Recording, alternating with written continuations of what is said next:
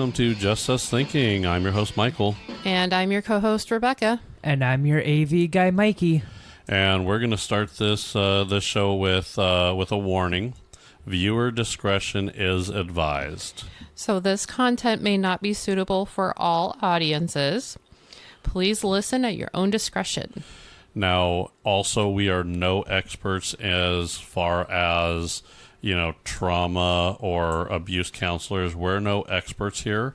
You're going to hear our story, my story, and you're going to hear kind of my opinions, how I felt. There's going to be a lot of opinions. We'll state certain facts throughout the whole thing too. Okay. But keep in mind, you're hearing from me. This is going to be me, and we're not professionals by any means. So if No, you're we're looking not. if you're looking for a professional, we actually have a few Like hotlines that we Hotlines can and- refer you to. right. Yeah. We have some referrals. So we would Okay. suggest if you have trauma or abuse, and it's in this series, and you kind of relate, I would always recommend going to get help. I want to get that out there right in the beginning. Okay. So That's a good advice.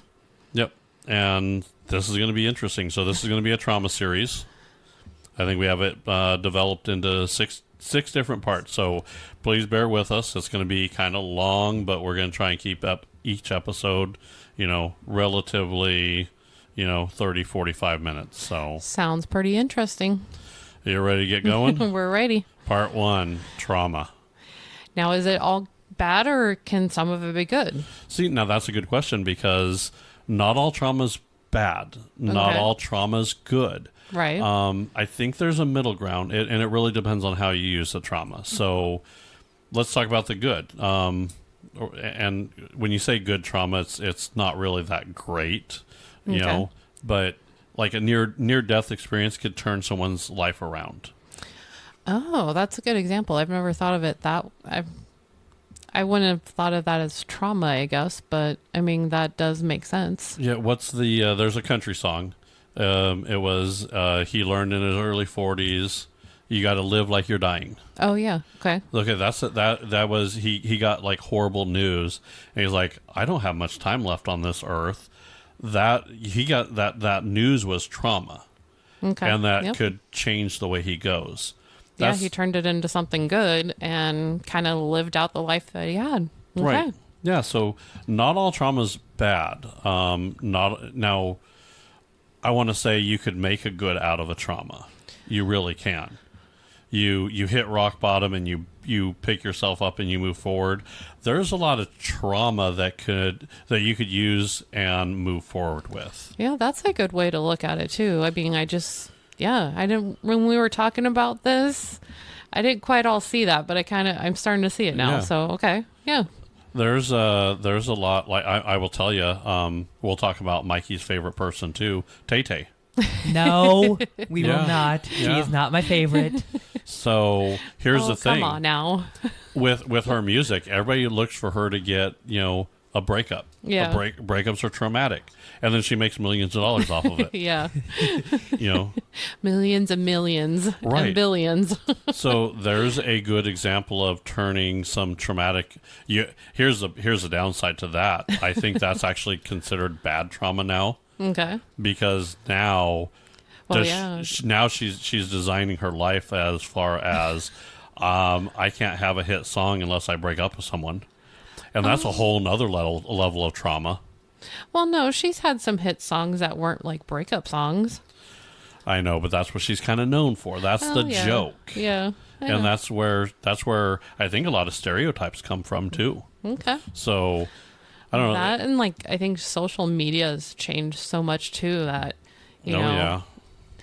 some people turn a good thing bad and some do the opposite and turn a bad thing good. So Yeah, it happens. Yeah. So now with bad trauma, now that's going to be, and this like I said, this is going to be our story. This is going to be basically going to be my story. So okay.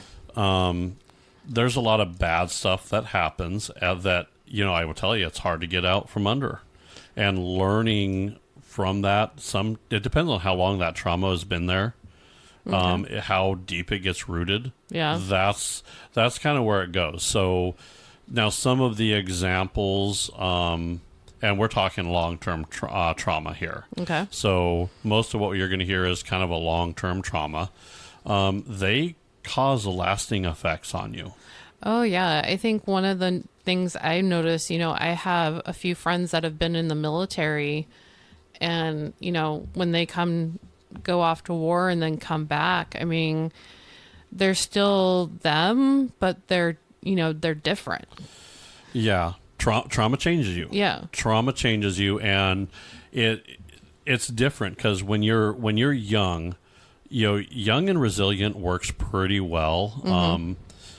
But the problem with trauma at a young age is those are you're a sponge the younger you are. Yeah. And when you get that bad stuff, man, it just lasts forever.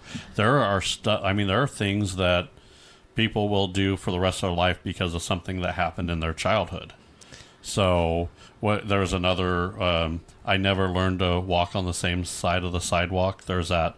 A lot of it, you hear it in songs. Yeah, that's a big one. That's a lot of the artists do that. They take that pain and they turn it into, not really a vice, but maybe as a way of helping somebody else cope. So it's a coping mechanism. Yeah. That's what it is. And you learn your coping mechanisms, and that's how you deal with long term. So you have your coping mechanisms. A lot of these singers will, they'll come up with a song, and they basically tell their story in a song. Yeah. They kind of reach out to that trauma. And I will tell you, everybody has trauma. If you're sitting here saying, well, I have no trauma, everybody has trauma. Everybody has baggage. How deep yours is a different story. So you go back into your example of military. You guys, there's some people that are out there that, they can't go to fireworks shows because of the explosions cause, PTSD. Yeah, flashbacks and not too good memories, yeah. Right.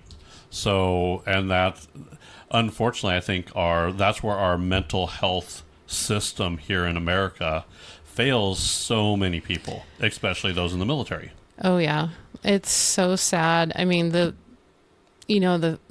amount of time and effort that these families put in, and then they come back and they're just not really cut off, but almost cut off. And yeah, well, they feel cut off. Yeah, a lot of times they do feel cut off. Now that's just not the military. You have people in relationships that have, whether it be a abusive relationship, domestic violence, there's a lot of stuff that goes into a relationship, and then the traumas that come in with a relationship as well. And then also dealing with someone that had a previous relationship that had trauma.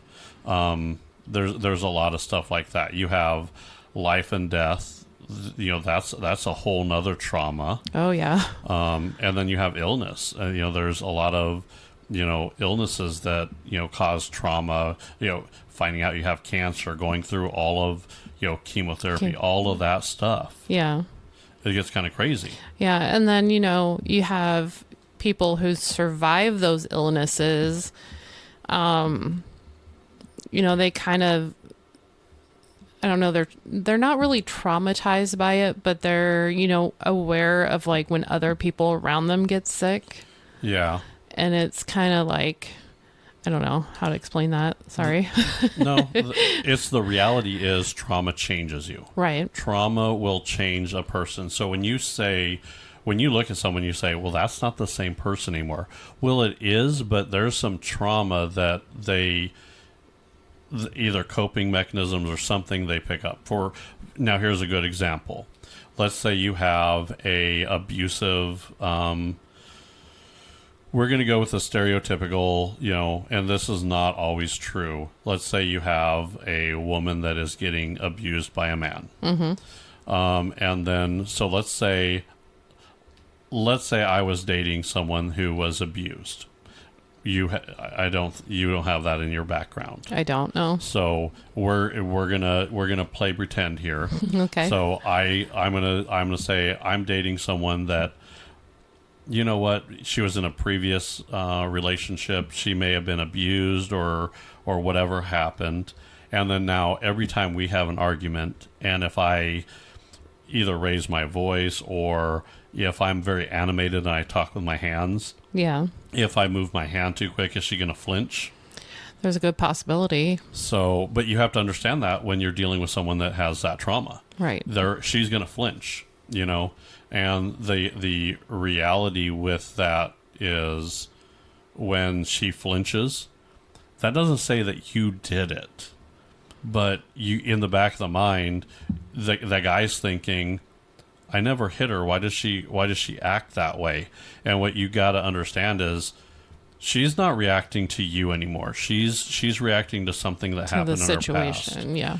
Now the problem that I have is when that gets outside, when you get that in an outside environment with others, then you have the perception, maybe someone looking outside in would say, oh, she's flinching, so obviously this guy beats her, right? Right. That's not necessarily the case. Just because you see that, you're not seeing all aspects of it. Yeah. You're not understanding that this is a new relationship and she was abused before. This guy's not doing anything. Now, can you imagine being this in a bar and a bartender sees this? And that bartender's thinking, well, I'm going to save this girl from this jackass. And then all of a sudden they're going to treat this guy badly. Yeah. So you before you just jump into a situation and just think you assume what's going on, think twice, because you may be seeing something, or you may be, I don't know, catching someone on a bad day. So there's a lot of stuff that happens there, especially when you may see that person at the grocery store, and you know what, she's in a hurry to get home, and she may be short, and she may say, can you just please hurry up and get out of the way? Yeah. Or something like that. You have no idea what that person's going through. You have no idea that she just got done with chemotherapy. They're telling her that the cancer, we're trying to catch it before it goes away. She's probably thinking, how much longer do I have to live? I'm going to die soon. I don't know what's going to go on. There could be all kinds of things she's thinking about. And then you add, okay, so now she's got to go home and cook dinner for an abusive husband. Yeah. And, now all of a sudden, if she shows a little anger or a little, maybe there's a reason. A little bit of a meltdown. A little bit. Yeah, she might be having a meltdown. Yeah. So the problem is, I think those meltdowns happen a lot more than people realize. And I think people judge people off those little meltdowns that they have, instead of saying, you know what, I'm going to give this guy a try, or I'm going to give this girl a try, or see what's really going on. You can't really just believe your eyes, because people bring baggage from all over the place. So illnesses are really one of those big things. Yeah. I've known people when they got sick, and when they didn't want other people to know they were sick, they just turned into jerks, right? They can, yeah. But you don't. It's that pressure on them. Mm-hmm. Trauma does that. Trauma and stress. So let's kind of, that's kind of what I want people to start understanding a little bit, is when you see even a couple that's out there, they're going to have their good days and they're going to have bad days. We have good days, we have bad days. Mm-hmm. Yeah. We all do it. Everybody does. Yeah. The problem I have, and you hit it on the head, when you take your personal things out into YouTube, or you go into Facebook and you're posting, you got to watch a lot of that, because I understand wanting to get your story out and getting your, getting yourself. That's what we're doing too. When you're doing that, you have to understand what you're doing. I mean, if you're posting on social media that you're a girl just going through guys left, right, and sideways, yeah, and then you're posting like some really crazy shit, well, yeah, that's what you're putting out in the world. And I am a firm believer that you get what you put out. And that's kind of why I wanted to go. This is going to be a tough subject. Yeah, it's going to be a little tough one that we've hit on for quite a while. Yeah. It's been a while since we've hit on something tough Yeah. or sensitive, I guess. Yeah. And this is going to be really personal. So I think this is going to be my story. Okay.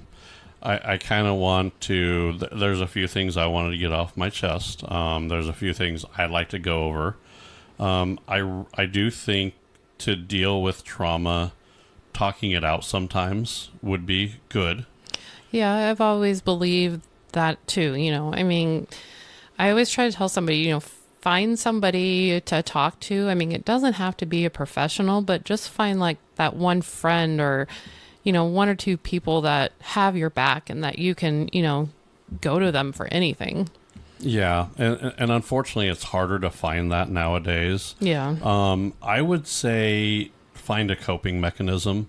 The biggest problem I have with this trauma and trauma, stress, and things of that nature. Okay. We here in America, and you tell me in some of the other countries that listen to us, Belgium and France and all around the world. I know here in America, it feels like, I guess they want to, if you have stress or trauma or anything like that, Yeah. the first thing is everybody looks at you weird. They look at you in a negative light, right? That's true. Yeah. I mean, it it sucks too because it's like they didn't do anything to deserve that. right. That's I guess where I get a little bit kind of frustrated with. I mean, so if you go now, let's say you have someone that's military and PTSD. Okay.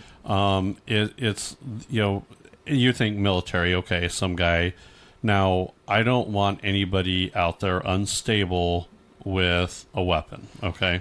Yeah, that's I get not that. good. I get that. Now, here's the problem. There's levels of trauma that goes through. People live with trauma all the time. The reason you don't want to, a lot of reasons people don't seek professional help is because there's a stigmata there that it's negative. Yeah. They're feeling that they're going to lose rights. They're going to lose what they have. So let's say you have a military person. You know what? Maybe he likes to go shooting on the weekends. He goes and does target shooting, or he does something along those lines. Yeah. He would love to get out there and cope with it. Right. So, I mean, there's these we talked about them in the past, the smash rooms that come up. Yeah. I think that's great therapy. I really do. Because you're able to just, I don't know, I remember go out in the middle of the woods and just scream or, just that primal, just get that out, because you need that vent. So maybe this guy goes out and shoots on the weekend and, it helps, but there's more trauma in there. And then he decides, you know what, I'm not feeling good.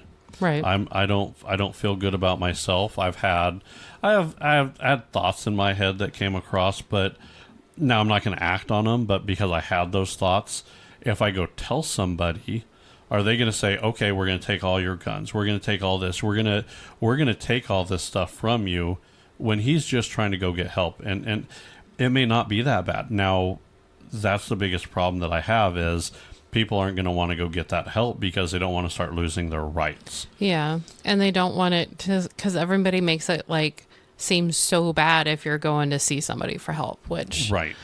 I've always been a big supporter of it. I'm like, go for it. I'm like, well, it's easy to say that, but then unfortunately people do, people get categorized into certain things, and then, what people, help here is just not where it needs to be. yeah, I would agree. It just needs to be better. We need to start doing better. We do. We need to stop, saying, demonizing it, saying, oh, yep, you're, you said something and now I'm going to try and take your rights, or now you can't vote, or you can't do this.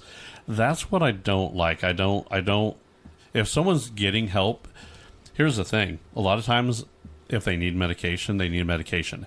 If they just need to talk and they just need to get it vented out, that's fine. I hate to say it, but I think that's why a lot of people go to video games, because they could get kind of lost in that world.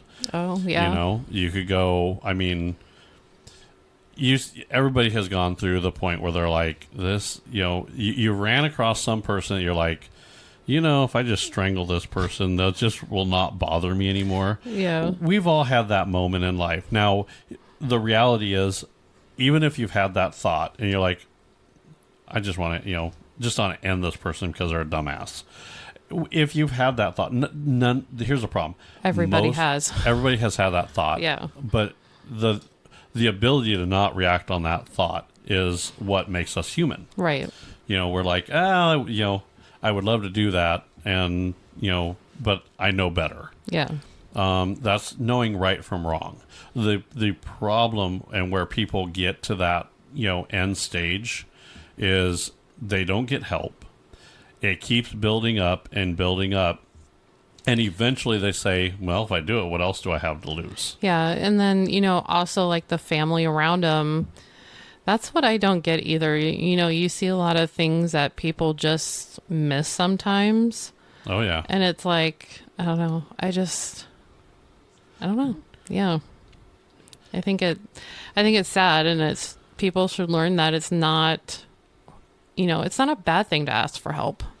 It really isn't, but most trauma is hidden. I mean, you could look back, and even when we go through my story here, we'll go through it, and there's places that you look back, and they say hindsight's 20/20, right? So, right, Mikey? They do. So when you look back, you're like, oh, now I see why that was done. Or a lot of times you don't really understand why things happen the way they do, and then when you look back and you see, oh, how did I miss those signs? Unfortunately, that's what happens. Yeah. And unfortunately, it takes something to get out and gets kind of crazy. So now there is help out there. There is, both professionally and personally. So.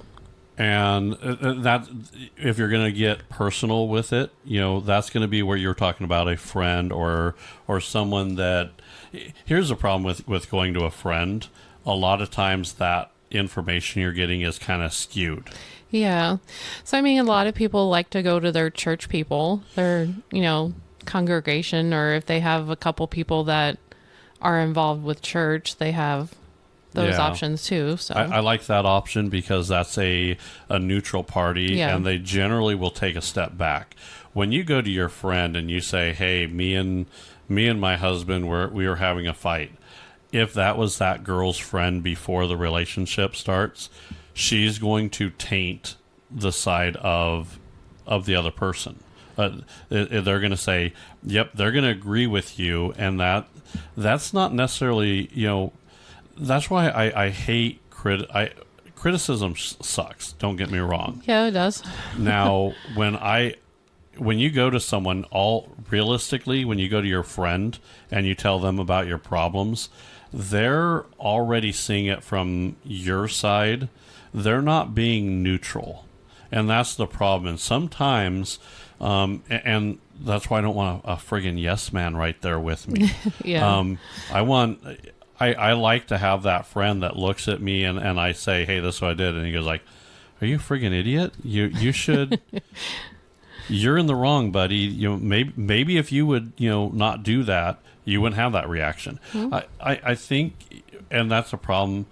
I want to say, guys, it's easier to do that with. You girls are a different animal there because it turns. That is true. it turns different, doesn't it? It does, yeah. So if you're like, oh yeah, I think he was cheating on me. Oh, girl, I saw him at the grocery store and he was waving at some girl. You know what? He just waved at somebody. Yeah. But you got to understand that that's not. I don't know. It's different from a friend.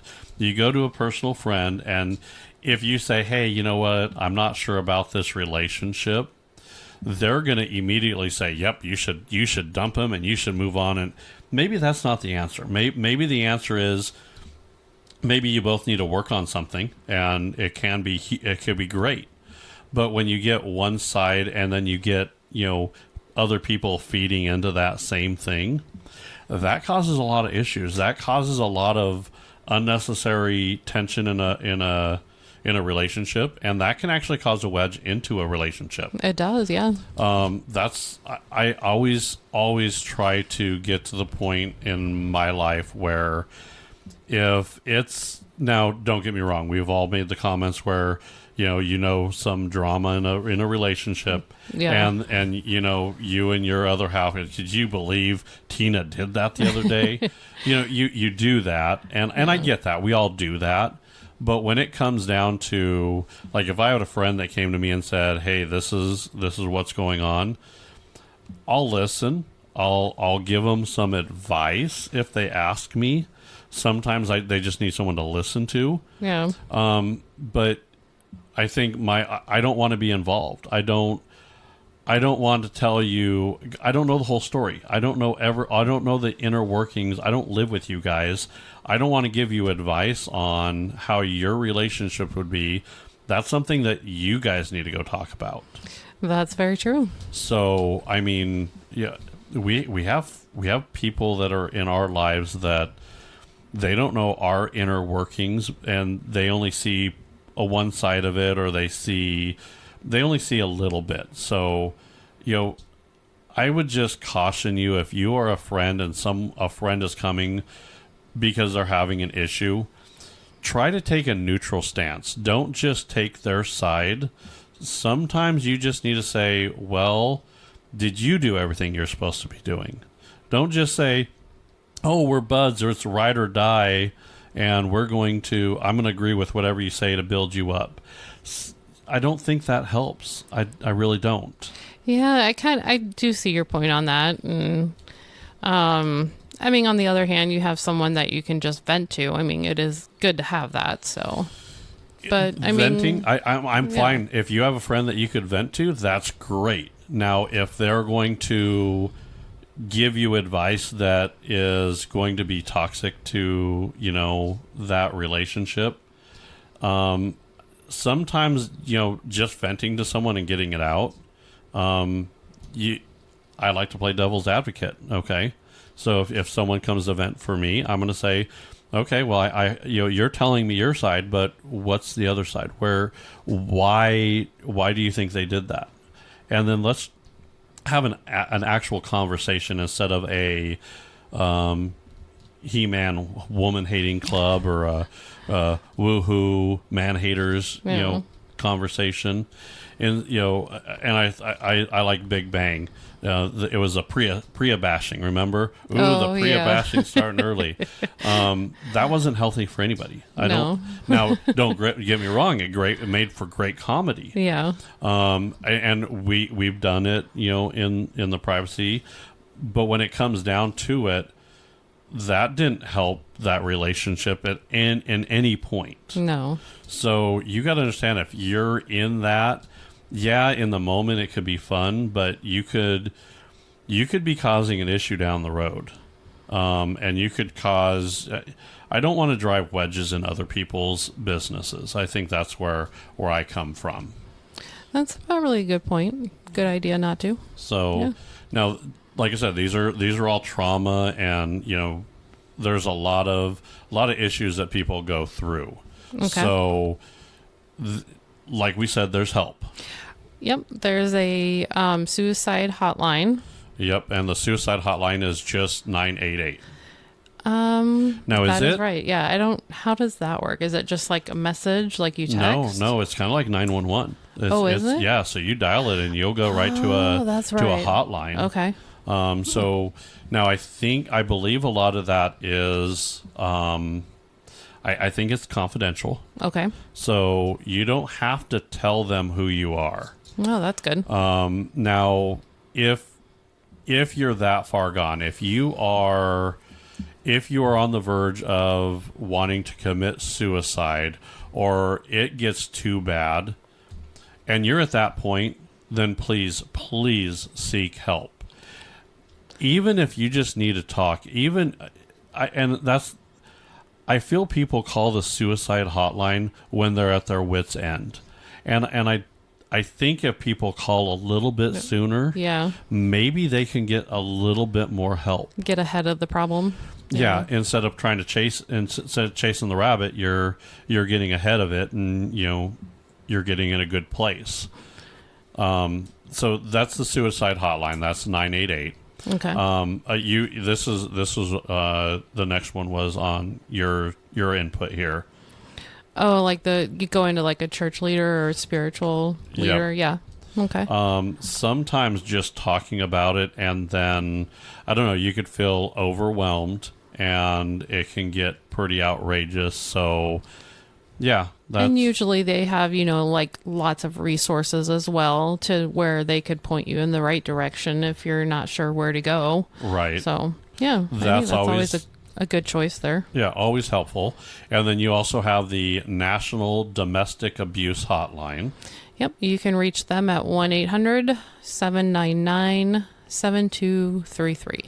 Now, if you're in a relationship that's an abusive relationship, that is where I would recommend you going. I would recommend calling that and getting help. If you see abuse in a relationship and you want to call that hotline, that I would recommend doing that too, but I would say caution you on just willy-nilly reporting something that you don't quite understand. Yeah. I would say if you're in an abusive relationship, that's what you want to do. You could also, if you're in a very bad way, what you want to do is you want to call 911, and you could act like you're ordering a pizza. You could act like you're ordering something on Amazon. Yeah. Those people are trained to pick up on that. So if you call 911 and you say, hey, my package for Amazon didn't arrive and your customer service, so I want you to help me. Okay. They're going to say, you dialed 911. Do you know that? And they're going to say, yes. And they're going to say, are you in trouble right now? Yes, I am, and I'm waiting for my package. So what they're doing in this conversation is they're kind of having a weird conversation, okay? The operator is going to know how to ask certain questions on, okay, well, what is your address? And then they're going to say, well, my address is this, but I didn't get the package. Okay. So the person that's the abuser in the room is going, okay, they're just calling Amazon or they're calling to order a pizza, and that's what's going on. But they're giving this like secret code of here's my address. And then that dispatcher is like, does he have a weapon? Yeah. Okay. Yeah. Do you need us there right away? Yes. I would like this delivered immediately. I can't wait 2 days for delivery on this. You can understand that there could be a whole conversation there that you're just not understanding, and it's code. It really is. So if you need help, by all means do that. They know how to answer and get you to answer questions based off that. They're trained for that. So. Okay. That's what I would recommend as well. So that's another, profession that I got to give a shout out to, because I don't know how they do that sometimes. Yeah. That's got to be a really tough job. Yeah, it is crazy. So this series is going to get pretty intense. So I'm going to warn people now. Again, viewer discretion through all these parts. So we're going to cover a lot. So. I think if you do like our shows, of course, definitely go into part 2 here. But you could also find us on Facebook, Instagram, and X. Yep. And then you can listen to us on like iHeart, Spotify. I know Apple has their podcasts, YouTube Music, Amazon, Samsung. Yep. And then you're also... could see us on YouTube, Rumble, and we do TikTok videos while it's still out there. We do. So see how long that lasts. Yeah, it'll be fun. So I guess stay tuned for part 2. We hope you like this series, and like I said, it will get personal. So for now, I think that's going to be part 1. All right. Bye, everybody. Bye.